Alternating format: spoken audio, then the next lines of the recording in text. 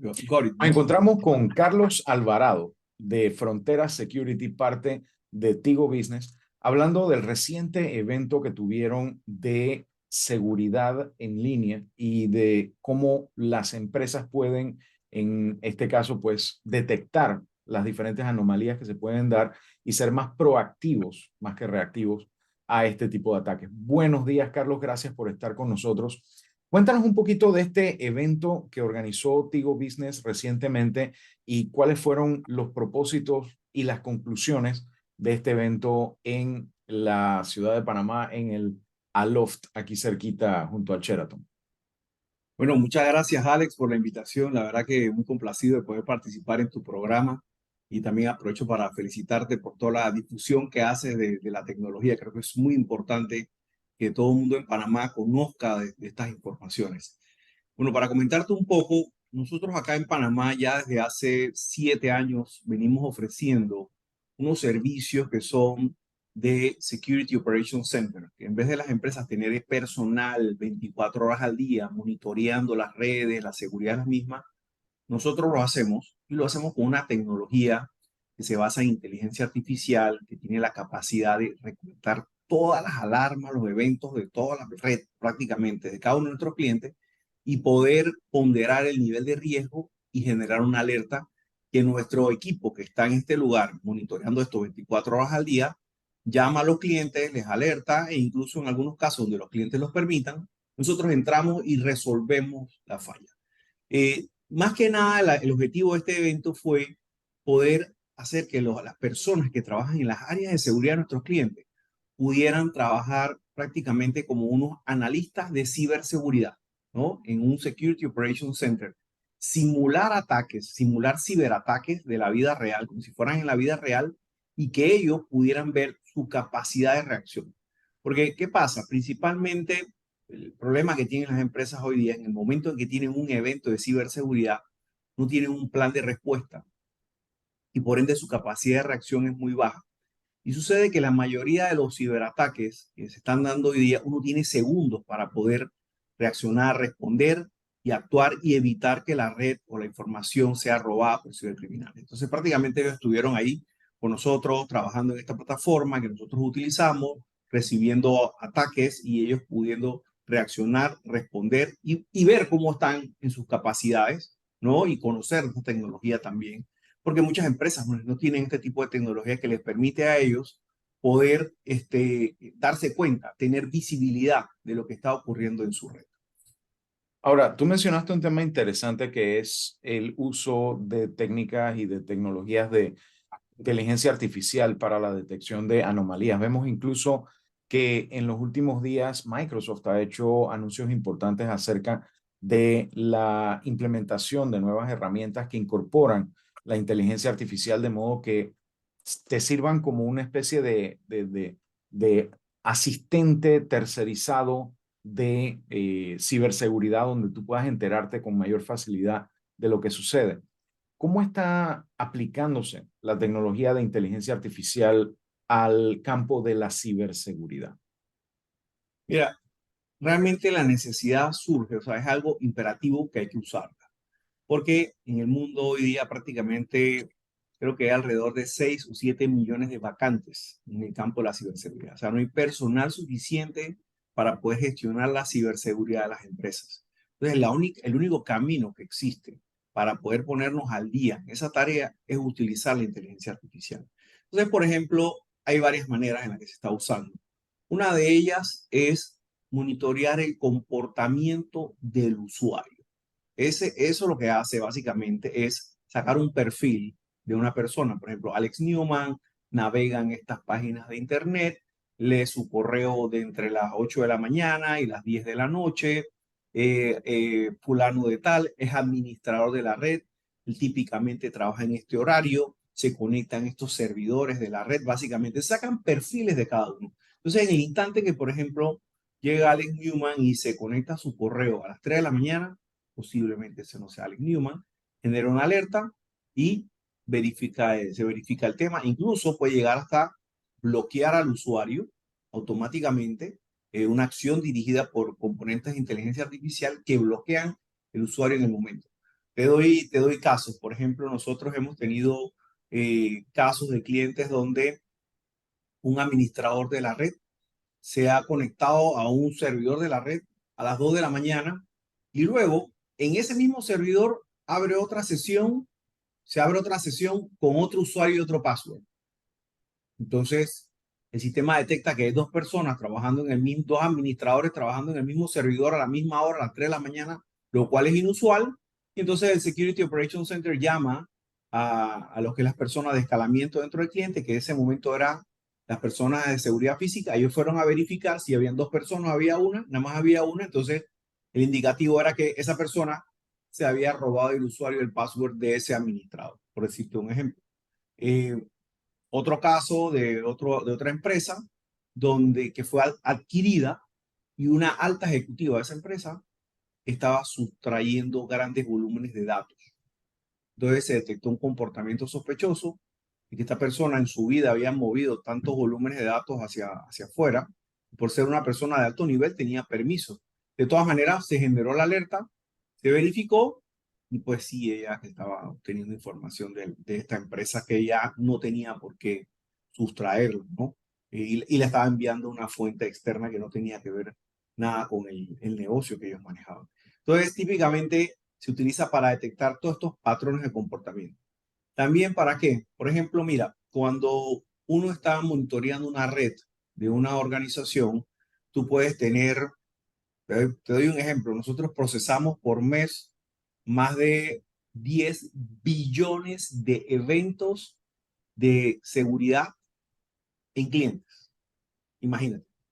Entonces, manualmente, con personas, es imposible revisar todo eso.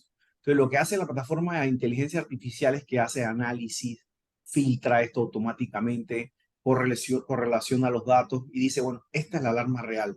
De esos 10 billones de eventos que nosotros monitoreamos por mes, típicamente eso genera como unas 200 llamadas a clientes. O sea, de 10 billones a 200. Y eso se hace todo con inteligencia artificial para poder saber cuál es la causa real que está generando esa alarma en la red del cliente, básicamente. Y así también se puede utilizar, por ejemplo, para poder establecer las prioridades en lo que son la aplicación de parches, lo que son las actualizaciones de seguridad. Típicamente cuando una empresa va creciendo, va teniendo una red cada vez más compleja en que hay más componentes. Y entonces, ¿qué sucede? Que salen actualizaciones y las personas de administración les es difícil saber qué equipo se debe actualizar primero y en qué orden. Entonces, también ahora se está aplicando de esa manera para poder definir cuáles son las actualizaciones de prioridad y que realmente impactan en el negocio, ¿no? Generalmente esos son los usos que se están dando, generar reportes, generar informes. Básicamente esa es la manera en que se está utilizando hoy día. Digo, también se está utilizando para el mal, ¿no? Que esa parte es también bien crítica, ¿no? Ahora, uno de los temas que puede ser de preocupación para los administradores no técnicos, la parte comercial de las empresas, es el tema tanto de la suspensión de servicios, lo cual impacta directamente el negocio, como también el tema de la pérdida de reputación, multas por falta de cumplimiento y todo esto.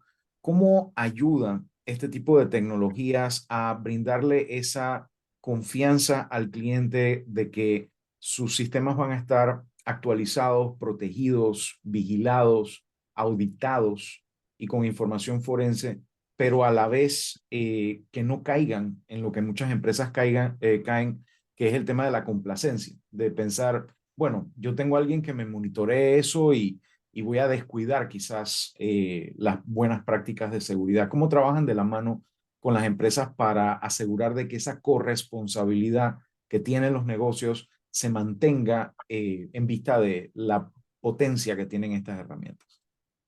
Sí, mira, esa es una pregunta muy importante y yo creo que es donde radica, digamos, el principal issue que pueda haber alrededor de este tipo de servicios.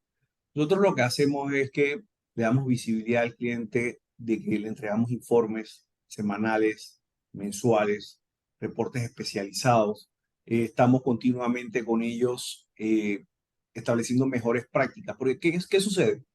Si nosotros te damos el servicio de monitoreo, y el cliente llega, incorpora unos nuevos equipos de Wi-Fi a su red, incorpora unos nuevos servidores y no nos informa y eso empieza a trabajar y no está monitoreado, es como que si no estuviera monitoreo. Entonces es importante que el cliente esté, digamos, permanentemente en comunicación con nosotros.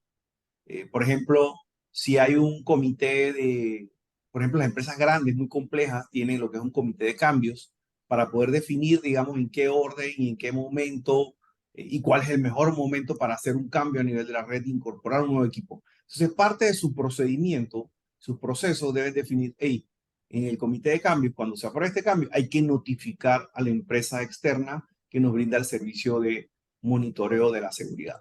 Por ejemplo, también, si incorpora un tercero que le da un servicio, porque hay muchas compañías que hoy día están tercerizando muchísimas cosas. Por ejemplo, dice, bueno, nos vamos a la nube y la empresa tal nos va a dar todos estos servicios de nube. Entonces, ese proveedor de nube, si no informa lo que ejecuta de alguna manera, la empresa no sabe y tampoco informa al que monitorea. Entonces, tiene que haber un control bien detallado de eso. ¿Qué está pasando? ¿Qué se está haciendo a nivel de la red de las compañías?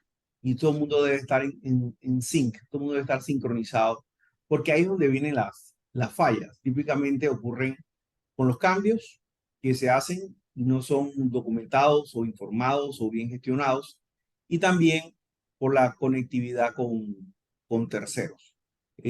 Por ejemplo, hoy día muchas empresas acá tienen tercerizados su software de facturación, su software de planilla, su software de inventario, etcétera, ¿no? Y esos terceros tienen conexiones con los equipos de ellos. Y muchas compañías no saben cómo ese tercero gestiona la seguridad. Y lo que está ocurriendo en Panamá es que la mayoría de los eventos de seguridad se están dando a través de conexiones con terceros.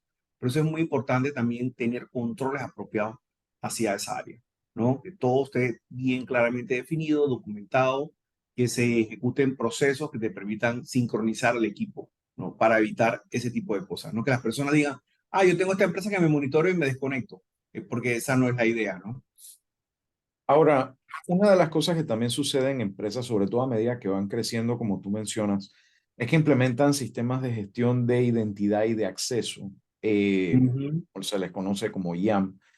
¿Cómo se conectan ustedes con estos sistemas para asegurar precisamente de que se respeten los diferentes controles que debe haber cada vez que tú agregas un usuario o lo que es más importante aún cuando das un usuario de baja en la empresa porque el usuario salió, el usuario renunció o ya no es requerido por la empresa y demás? Porque a mi entender uno de los problemas más importantes que hay es que cada usuario que se crea dentro de una empresa es una posible vulnerabilidad que se va creando. Y cada usuario que al salir de la empresa no es dado de baja de forma completa en todos los sistemas, abre la puerta al abuso. ¿Cómo manejan ustedes esa situación? Mira, ha sido un muy buen punto y es lo que pasa mucho. Cuando nosotros llegamos a hacer auditorías, revisiones, pruebas de seguridad en las compañías, encontramos que la empresa tiene 300 colaboradores y hay 500 usuarios autorizados. Típicamente, las empresas no borran los usuarios registrados que han salido de la red, que han salido por voluntad propia o que han sido dados de baja por algún incumplimiento o alguna razón. De hecho, hemos encontrado eventos de seguridad en empresas que se han utilizado el usuario y password de una persona que ya no trabaja allí, ¿no? Entonces, ¿qué ocurre? Ese es un tema que tiene que ir muy de la mano con el área de recursos humanos, de que es un tema de proceso, ¿no? Básicamente, que es un proceso de baja de usuario. Que en el momento en que una persona sale, incluso hasta cuando se va de vacaciones, porque ponte que tú te vas de vacaciones, te vas de viaje 2 meses, un mes, ¿no? Y en ese mes no te conectas a la red, te desconectas por completo y alguien puede usar tu usuario y tu password. O sea que no solo incluso es cuando la persona entra o sale, sino también cuando es promovida, cambiada de puesto, que los permisos que tiene deben variar. Ponte que si una persona es un cajero y pasa a oficinista, ya sus permisos como cajero deben ser cambiados, eliminados y darle permisos ahora de oficinista. Y así sucesivamente. Entonces, nosotros lo que hacemos es que monitoreamos el comportamiento del usuario y calificamos el nivel de riesgo. Y realmente es importante que las personas no tomen esto personal, que no es que me están vigilando a mí, no, están vigilando el acceso, el usuario y contraseña que tiene usted, porque usted es una persona que tiene accesos de un nivel muy elevado dentro de la red de la empresa, y si alguien se los sustrae, puede hacer muchísimo daño. Entonces, hay dos temas aquí. Uno, que tiene que ir de la mano con recursos humanos, un proceso donde se notifique a las áreas de tecnología y se gestione el ciclo de vida. Incluso yo he participado en proyectos donde esto se hace automáticamente, donde hay un workflow donde las personas, por ejemplo, se indica la baja, en el momento en que se da la baja, todo el workflow básicamente va y elimina todos los permisos de esta persona, los pone en hold, los bloquea o también los cambia. De hecho, cuando cambia de puesto, se borran todos los permisos y se crean permisos nuevos. Y entonces, para uno darse cuenta, desde el punto de vista de la plataforma de monitoreo, se genera una alerta. Oye, cambió el usuario y contraseña de esta persona, cambió los permisos de esta persona. Por ejemplo, también se monitorea el comportamiento. Por ejemplo, digamos, Juan Pérez está sustrayendo, subiendo archivos a la nube, está navegando en páginas, por ejemplo, está trabajando, navegando en muchas páginas de buscar trabajo, está buscando en muchas páginas de información relacionada a entrenamientos para entrevistas, está escribiendo su currículum vitae en la computadora del trabajo. Entonces, fulano y tal se va a ir y se puede robar la base de datos de la compañía. Entonces, todo eso se genera un comportamiento y se bloquea al usuario. Llega un momento que cuando una persona pasa de un umbral X, prácticamente se le bloquea, se genera un correo, se informa a su jefe, se informa a recursos humanos, va, se verifica con tecnología y entonces ahí se valida si la persona pues debe ser retirada de la empresa o no. Ahí es importante que las compañías tengan acuerdos de confidencialidad y claramente las políticas escritas, porque si las empresas no tienen una política que diga, usted no puede navegar en páginas de tal tipo, usted no debe subir información a la nube aquí en esta empresa, ¿no? Cuando está trabajando acá dentro de esta red, y la persona lo hace, usted no puede tomar una medida porque no tiene una política escrita que indique eso.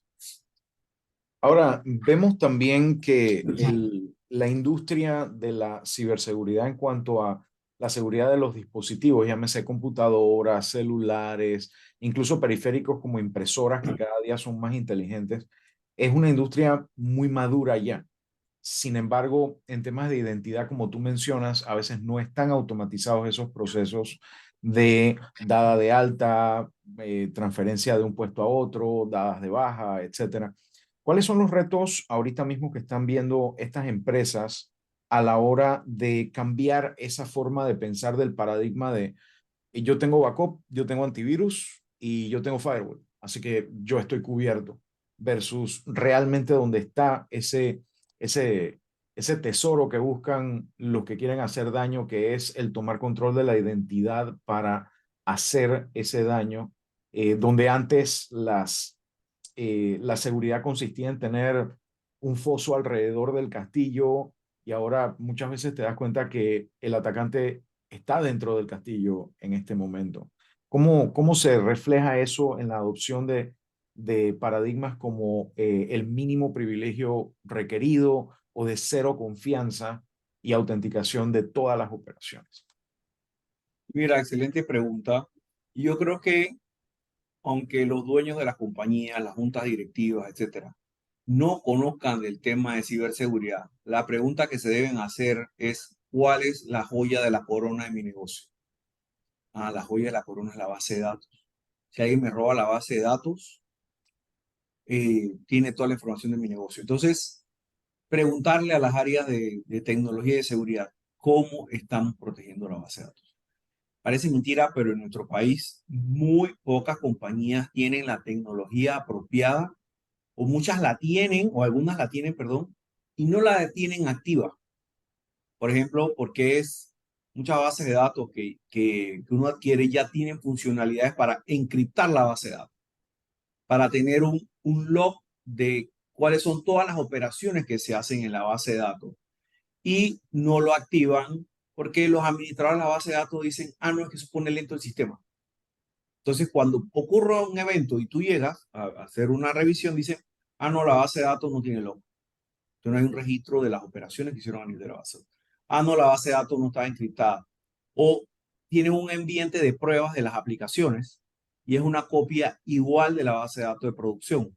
Entonces, cuando ya hay tecnologías que lo que hacen es que cuando copias esa base de datos para tenerlo en un ambiente de pruebas o en una nube fuera, tú puedas alterar la información, que la información ya no se pueda ver como está originalmente. Entonces, eso es importante. ¿Cuál es la joya de la corona en mi negocio?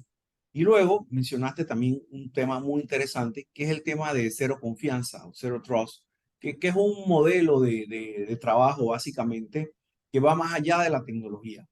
Porque, ¿qué ocurre? La mayoría de las empresas han sido muy permisivas o no le han prestado la atención debida al tema de controlar los accesos a la información y prácticamente todas las personas de la empresa tienen acceso a todo. Es más, vamos a un aspecto sencillo, el Wi-Fi. El Wi-Fi tiene acceso, todos los colaboradores, es el mismo usuario, el mismo password, el conserje del edificio también lo tienen las amigas de la recepcionista que están en la empresa de al lado, también tienen el usuario y el password del Wi-Fi, todo el mundo tiene el Wi-Fi de esa compañía. Entonces la compañía dice, no, mi Wi-Fi está lento, la red no anda bien, el servicio, bla, bla, bla. Y cuando tú vas a ver, son 100 empleados y tienen 500 usuarios del Wi-Fi. Entonces, por ejemplo, ya hay tecnología para que tú puedas controlar eso, que cada persona tenga su usuario y su password, que si viene una visita, el usuario y password de ese Wi-Fi se lo presten por 4 horas y expire, y ya cuando la persona se va, no tenga acceso al Wi-Fi. De hecho, hay lugares que manejan información muy sensitiva y que el Wi-Fi es prácticamente público. Tú alquilas una oficina en el piso de abajo y pones haces un esquema de ataque y prácticamente le puedes robar toda la información de ellos. Entonces, es un ejemplo muy sencillo. En el tema de Zero Trust, definitivamente que es un tema, un concepto que es más complejo, pero que se puede llevar a la práctica donde todo acceso, ya sea de dispositivo, persona, aplicación, hoy día que estamos con el tema de las APIs, donde todo el mundo se tiene que quiere conectarse uno con el otro para poder cruzar información, enviar pagos, enviar pedidos, que en vez de que, por ejemplo, mi empresa haga una orden de compra a mano y te la mande a mano, yo te puedo mandar el pedido completo electrónicamente y que tú puedas despacharme, ¿no? Y que ese pedido ya llegue directo a tu sistema de facturación y tú me generes la factura y me hagas el pedido, donde yo no tenga que hacer toda una orden a mano con todos los códigos de los productos que te voy a comprar, etcétera. Entonces, cuando vamos llegando a ese punto, el nivel de seguridad que debes tener es mayor. Saber cómo, cuándo, dónde y por qué y para qué se van a conectar a mi red. Y entonces luego de eso definir, bueno, quién sí puede y quién no puede, en qué horarios. Es segmentar todo. Igual eso lleva a otro concepto de la mano, que es el concepto de microsegmentación de la red. Por ejemplo, el área de finanzas no se tiene que conectar con el área de cajas. Por decirte, una tienda retail no tiene que haber un tipo de conexión porque no tienen nada que ver. El área de sistemas no se tiene por qué conectar con el área de caja o el área por eso está el área de inventario, por decir un ejemplo. Entonces tú pones todos esos límites y todo eso lo defines, es definido a nivel de la red y tú cortas esas conexiones, que por más que la aplicación lo permita, que por más que la red lo permita, en el momento que tú pones esas barreras, ya minimizas eso. Y eso no estás haciendo de que las personas no puedan interactuar. Lo que estás haciendo es que si, por ejemplo, en el área de tecnología, en el área de pruebas, cometen un error de navegar una página que contamina la red, eso va a quedar contenido en esa área. Las otras áreas no se van a contaminar y por ende no se va a desplegar un malware, que es lo que típicamente está pasando en nuestro país. Nosotros sabemos de casos de ataques de ransomware, de secuestro de datos, que se dan todas las semanas, 2, 3, 4 empresas. Y lo crítico es que llevamos toda la vida, más de 20 años, hablando del tema, comentándoles que esto va a pasar, que esto está ocurriendo, que tienen que tomar las medidas preventivas del caso, no lo hacen y te llaman, porque consiguen el teléfono con alguien y te llaman a la 1 de la mañana de un viernes, oye, tengo toda mi red, alguien que tú no sabes quién es. Entonces en ese momento quiere que tú actúes, pero ya es muy difícil, ¿no? Porque es como cuando se derrumba un edificio que tú no conoces. Es lo mismo. Cuando entra un ransomware o una red, imagínate un edificio que se derrumba, que el bombero no lo conoce, no tiene el plano, por dónde entro, si muevo esta piedra, si muevo esta viga, se cae todo, no sé qué va a pasar. Es lo mismo.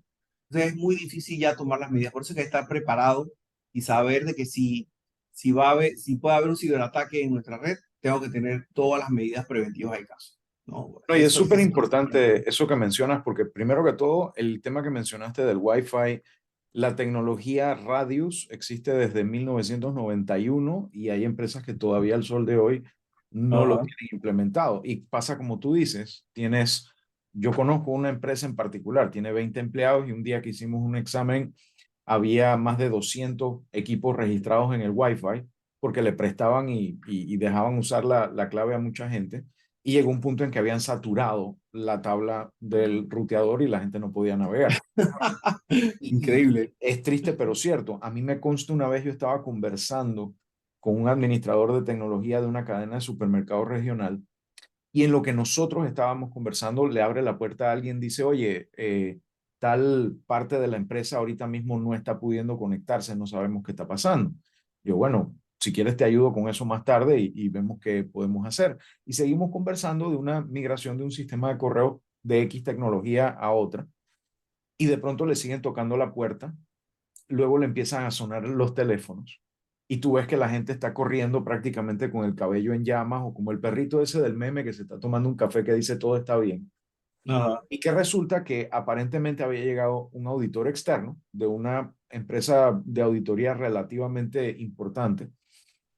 Había enchufado su máquina y su máquina estaba infectada y su máquina tuvo entonces acceso a la red que estaba con cero segmentación y se estaban cayendo las diferentes sucursales en diferentes regiones del país de esta cadena de supermercados diciendo no tenemos sistema, no tenemos sistema, no tenemos sistema.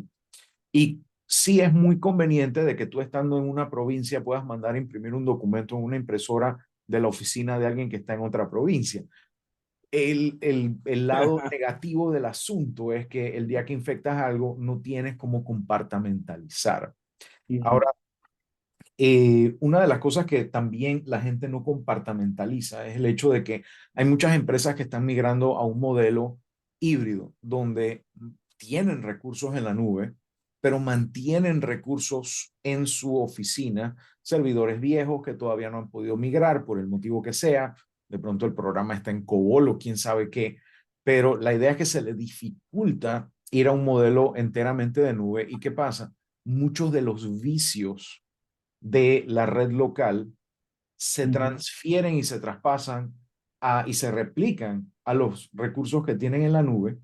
Y aun cuando nubes como la de Microsoft, la de Google, la de Amazon, la de todos los demás, están Nativo. exacto, todas estas nubes están diseñadas para aguantar los embates de ataques que provienen del exterior. Lamentablemente, muchas veces sucede que el ataque viene de adentro, que el gato es de casa. Entonces, toda la protección que tú tienes en la nube se ve vulnerada precisamente por una mala práctica en premisa. ¿Cómo están trabajando ustedes con los clientes para poderlos apoyar en el proceso de mejorar sus prácticas en un ambiente donde muchas empresas aquí en Panamá y en la región han crecido de forma orgánica y se traen todos esos vicios, muchas veces hasta de dominios de Windows NT o de Windows 2000 en pleno 2023? Estamos hablando prácticamente 25 años después. ¿Cómo están cambiando ustedes esa forma de pensar en los profesionales de tecnología? Mira, casualmente, incluso hemos llegado a clientes que tienen Windows XP, Windows 2008. O sea, que imagínate tú cómo están, que son sistemas operativos que ya están fuera de soporte, que no reciben actualizaciones, son Que tienen vulnerables. décadas de Casos haber estado fuera de soporte. exactamente, pero las compañías lo siguen usando y realmente nadie sabe que están fuera de soporte. Y los administradores de las redes, básicamente, les es muy difícil sustentar a las juntas directivas, a los directores financieros que deben hacer estos cambios. Entonces, es una situación donde primeramente hay que apalancarse con lo que son las mejores prácticas. Nosotros estamos recomendando sobre todo lo que es la adopción de normativas como el ISO 27001 2022, que ahora se actualizó en noviembre del año pasado. Y realmente Porque mucha gente le tenía adversión al ISO porque decía, bueno, está bien, voy a quedar con un anaquel lleno de ¿cómo se llama? De folders con montones de papeles ahí y Y un par de procesos que trofeos nadie, de acrílico. exacto, que ahí te de nosotros, que no, que nadie va a leer, nadie va a leer.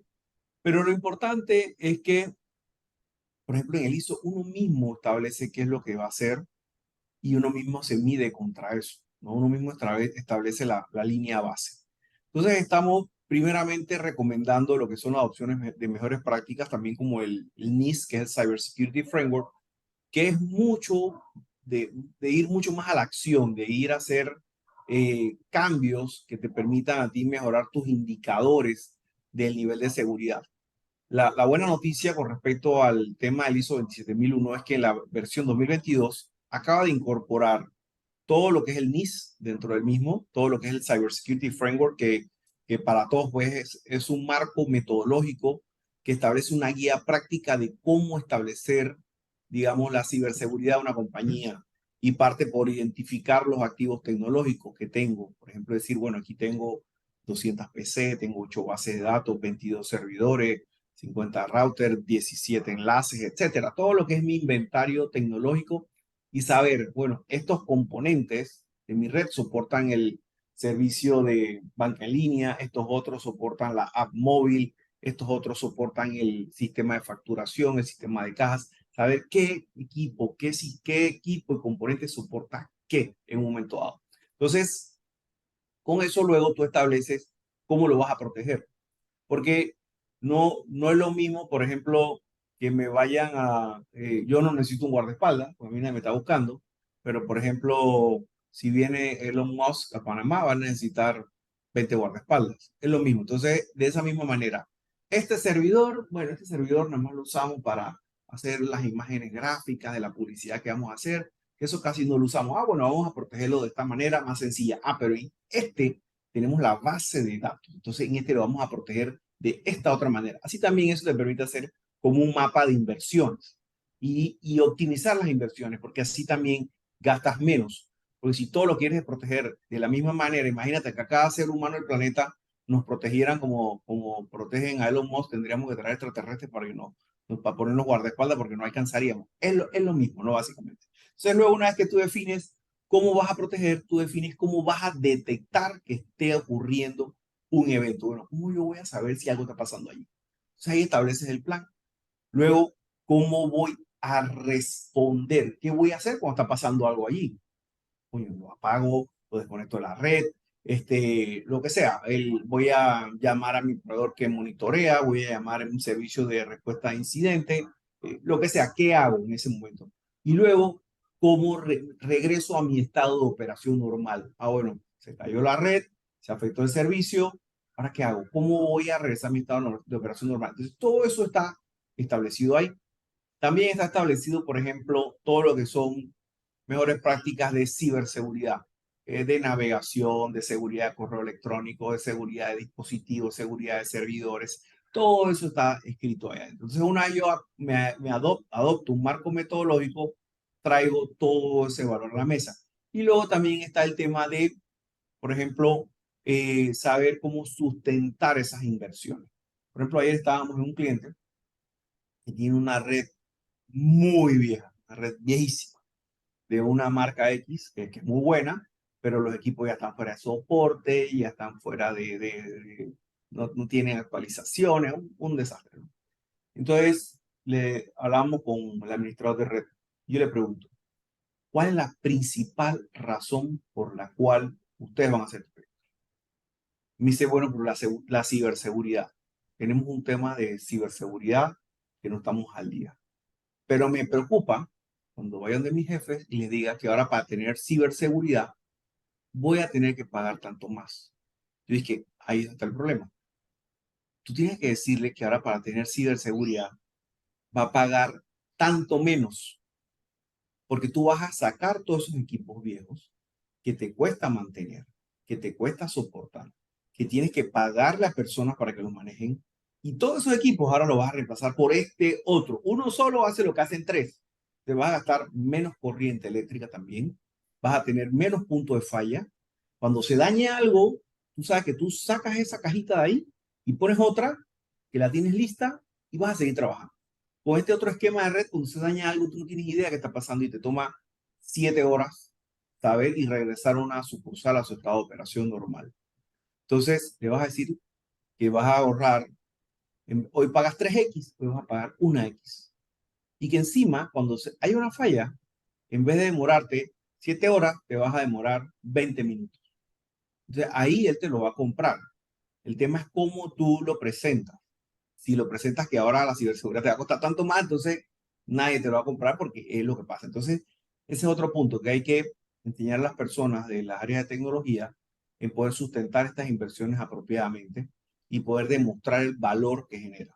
También mostrar las estadísticas de cuánto cuesta un ciberataque. Un ciberataque cuesta $21,000 por día y la gente dirá, bueno, eso será allá en Estados Unidos, en las empresas que están en Wall Street. No, no, lo hemos calculado aquí. Hemos tenido compañías que han tenido ciberataques y han gastado $80,000 en poder restaurar todo en 3 días. Estamos hablando de eso, son casi $30,000 por día que está costando. Otras empresas le ha salido más barato $40,000 una semana, pero $40,000 no los tiene todo el mundo para regresar la red a su estado de operación normal. Entonces, saber que en el momento en que yo tenga una falla en mi red, voy a tener que gastar, voy a tener que estar preparado en el bolsillo para gastar 20,000, 30,000, $40,000. Y si no los tienes en ese momento, tu empresa se va a quedar abajo porque nadie va a ir a ayudarte a restaurar eso. Entonces es importante tener esos factores. ¿Cuánto me va a costar si me pasa? ¿Y cuánto menos me cuesta poner la ciberseguridad en place? Y esas son las formas en que hay que hablarle a las personas de las áreas financieras, la junta directiva, los dueños de negocio, porque ellos no saben que sí, que el ransomware es un cifrado de no sé qué cosa y que el Black Cat de Rusia y bla, bla, bla. Ellos no saben de eso. Ellos no saben de eso. Cuando tú le hablas de eso, los perdiste. Sí, de hecho me recuerda una vez en una institución, me pasó que vimos un tema de una red que estuvo caída una semana y se demoraron una semana en volver a restaurarla, precisamente porque no tenían en pie una estrategia y el equipo tenía 10 años había sido diseñado para durar 10 años, pero habían pasado ya 15 de cuando lo instalaron. Y realmente el tema fue que el costo de restauración eh, fue difícil de justificar hasta que se dieron cuenta de que incluso habiendo restaurado en esas 2 semanas, el dinero solo que dejaron de hacer en intereses al depositar el dinero que no pudieron depositar por no haber procesado la información que tenían que procesar, era el doble de lo que les había costado el equipo nuevo. Si ellos hubieran tenido el equipo para poderlo reemplazar, como tú mencionas, en caso de fallo, o hubieran tenido un segundo equipo en modo redundante, de manera que hubiera esa resiliencia, ese gasto no lo hubieran hecho. Pero lamentablemente, pues yo creo que también, como tú dices, hace falta educar a las personas que trabajan en tecnología para que puedan justificar de forma comercial este tipo de inversiones, porque son inversiones, igual que lo es un seguro de vida o un seguro de auto, un seguro de incendio.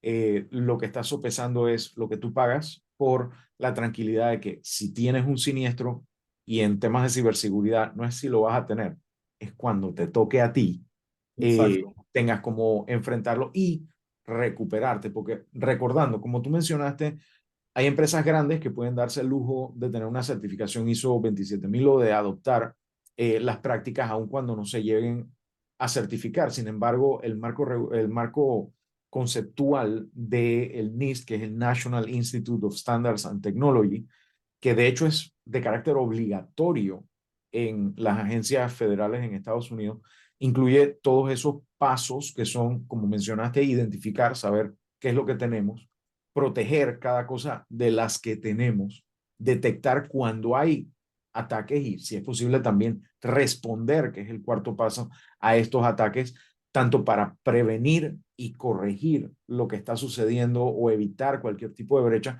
como también proveer la información forense necesaria para poder perseguir a estas personas, a estas entidades que están haciendo este daño. Y por último, el tema de la recuperación.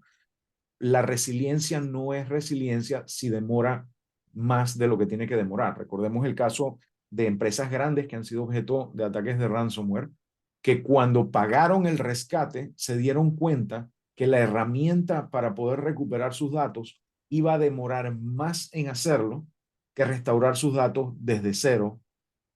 Así que básicamente pues perdieron dos veces. Perdieron porque pagaron a los atacantes y perdieron por la productividad que recuperación. no pudieron recuperar. Bueno, Y así está Ferrari ahorita, ¿no? Ferrari que fue víctima de un ransomware, están ahorita mismo en todo este tema y ahora detectaron incluso que los ciberatacantes se llevaron también la información de la división esta de la Fórmula 1, ya tienen toda la data de ellos, imagínate. wow. No, definitivamente es un tema súper interesante y que lamentablemente pues el tiempo no nos da para profundizar un poco más, así que definitivamente vamos a tener que invitarte un par de veces más para seguir cubriendo estos temas y de pronto profundizar en cada uno de estos temas en cuanto a prevención, detección, recuperación de ataques y todo lo que tiene que ver con la ciberresiliencia de las empresas y de las instituciones públicas que también recientemente en la región han sido objeto de muchísimos ataques. Realmente te agradezco muchísimo tu tiempo y le invito también a nuestra audiencia a que se entere un poco más siguiendo las redes de Tigo Business, de Frontera Security y a ti también personalmente en las diferentes redes, incluyendo en LinkedIn, para estar más encima de todo esto. Me gustaría que nos despidiéramos con algún mensaje, unas conclusiones acerca de lo que hemos hablado hoy, que pudieras resumir estas prácticas y estos consejos que se vieron en este evento de Tigo Business para nuestra audiencia. Sí, bueno, muchísimas gracias, Alex, por la invitación. Mira, como conclusión, hay que tener en cuenta de que la mejor forma de empezar algo es dando el primer paso. Muchas veces las organizaciones dicen, bueno, vamos a hacer esto para el otro año porque es muy complejo, no actúan, pero estas cosas se pueden ir haciendo poco a poco. Como bien mencionabas, el caso de la certificación ISO 27001, uno puede adoptar una mejor práctica y es mi recomendación. Uno puede adoptar una mejor práctica y tomarla como guía y no necesariamente certificarse. Obviamente nosotros sí tenemos que hacerlo porque es un sello de garantía para los clientes, pero la mayoría de las organizaciones que yo conozco se autorregulan, que están muy metidas en el tema de ciberseguridad, se autorregulan porque es algo que va a venir. Cualquier compañía con la que usted quiera hacer negocios afuera, le va a decir cómo proteges tu red. Yo para recibir un correo electrónico tuyo, tú tienes que tener por lo menos un anti-malware avanzado. Tienes que tener una línea base mínima, si no, no podemos interactuar. Porque para mí es un riesgo hacer negocios con tu empresa porque me puedes contaminar. Entonces, eso es algo que va a venir. Las compañías van a empezar a exigirse unas a otras una autorregulación. Entonces, lo importante es dar el primer paso. Uno. Dos, buscar cuál es la guía donde yo puedo aterrizarla más a mi negocio, saber qué están haciendo las empresas.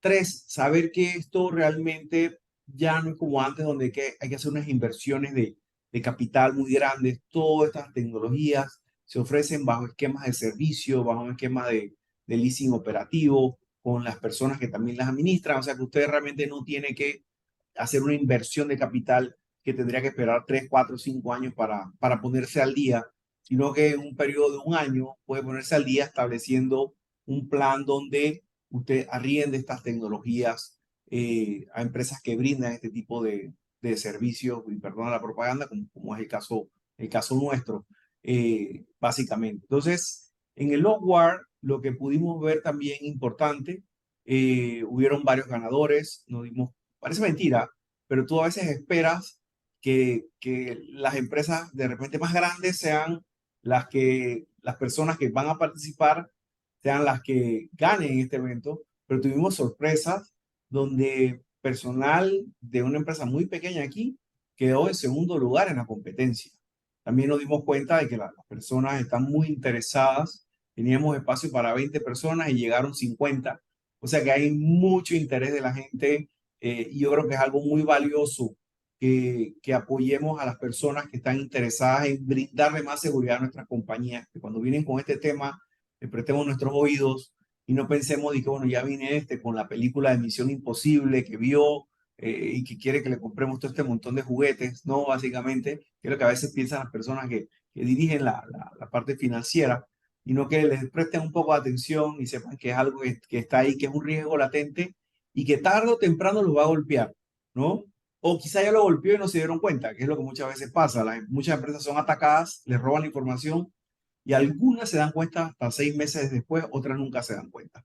Entonces, creo que con eso quiero cerrar el mensaje y darte las gracias nuevamente, Alex, por invitarnos a participar y quedar a la orden de todos para cualquier ampliación que deseen sobre el tema. Muchísimas gracias, Carlos Alvarado, parte de Frontera Security, que a su vez es parte de Tigo Business, con nosotros el día de hoy hablando de Logware, su evento reciente, y de todo el tema de ciberseguridad y resiliencia. Gracias a nuestra audiencia por estar con nosotros el día de hoy aquí en Vida Digital y nos vemos el próximo miércoles.